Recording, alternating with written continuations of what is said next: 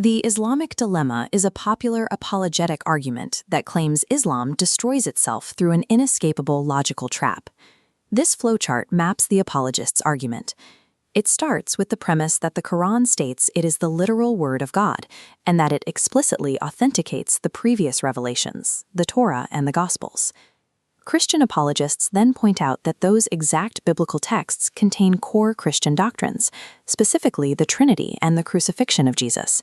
But the Quran aggressively denies those specific ideas. It states Jesus is not God and that he was not crucified. The trap snaps shut. If a divine text validates a book that proves it false, it logically self-destructs. This is why this specific argument is so widely used against Islam today. But the entire dilemma is a pseudo-problem. It relies entirely on two severe academic errors. The first is a historical category error. It confuses the centuries-long process of Christian biblical canonization with the Islamic concept of divine revelation. The second is a philological failure. The argument hinges on the blatant mistranslation of a single Arabic word in Quran chapter 5, verse 48. When we apply modern historical textual analysis and Western academic scholarship to these 2 points, the contradiction evaporates. The dilemma only works if you remain ignorant of first-century history and classical Arabic syntax. Let's address the history first. The Christian New Testament is not a single text.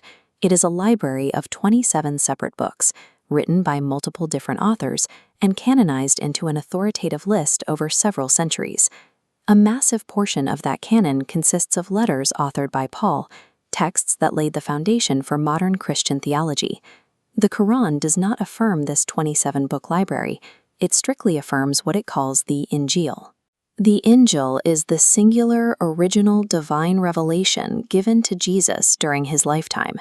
It is not a collection of historical letters written about him decades later by other people. You will not find the Gospels of Matthew, Mark, Luke, John, or the epistles of Paul anywhere in the Quran. It never lists or endorses the 27 books of the modern New Testament. The apologist's premise fails at the starting line.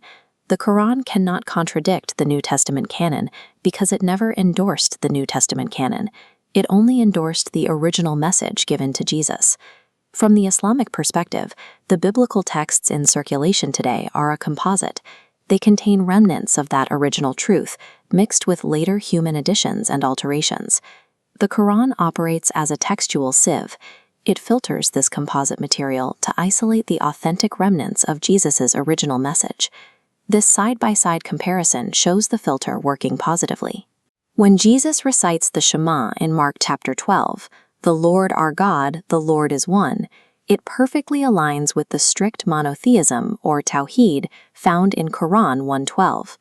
When Jesus prays in submission to God's will in Gethsemane, saying, "Not what I will, but what you will," this aligns exactly with the literal definition of the word Islam, submission to the will of God. But the filter also applies negative criteria. The Quran explicitly rejects texts that claim the divinity of Jesus, like the opening of John's Gospel. It completely filters out the doctrines of the Trinity and the concept of blood atonement through crucifixion. The Quran does not view the modern Bible as purely intact. It provides the exact diagnostic criteria needed to reverse engineer the original historical truth from within that composite text. To understand how the Quran claims the legal authority to do this, we have to look closely at Quran 5:48. The entire relationship hinges on a single Arabic root word in this verse, Muhaimin. Christian apologists mistranslate this term. They argue it simply means confirming, suggesting the Quran acts as a passive witness to the Bible's perfect preservation. But trace the philology. Muhaimin stems from the Syriac and Aramaic root Haman, which carries the implication of being trustworthy or acting as a protective guardian.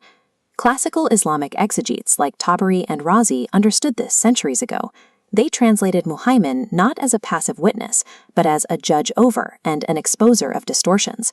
For over 1,000 years, Islamic scholarship has understood this verse as an active override of previous texts, contradicting the apologist claim of passive endorsement. Modern Western critical scholarship corroborates this classical reading, most notably in the work of Nikolai Sinai, a professor of Islamic studies at Oxford. This analysis from Sinai's dictionary focuses on a crucial grammatical detail. The word Muhaimin is paired with the Arabic preposition ala, meaning over. This specific syntax forces what linguists call a non-pleonastic reading. That means the word is not redundantly repeating the idea of confirmation. It adds a distinct, dominant action. Sinai's conclusion dictates that the grammar stakes an explicit claim. The Quran acts as the ultimate arbiter over the meaning of Jewish and Christian texts. Modern secular historical critical philology proves the Quran claims authority over the Bible. It does not claim subservience to it. Bringing back this initial flowchart, we can evaluate it with the actual historical and philological evidence in place. Box 2 is completely wrong. The Quran does not passively affirm the Bible. It filters prior texts as Muhaimin, the ultimate arbiter. The Quran doesn't sit beneath the composite 27-book canon. It sits above it, acting as a judge of its historical validity. The so-called Islamic Dilemma completely falls apart. It only functions by conflating a 1st-century revelation with a 4th-century canon, while ignoring the strict grammar of Quranic Arabic. There is zero contradiction in Islam affirming the divine origins of the original Injil, while correcting the human distortions of the New Testament. The dilemma is a myth.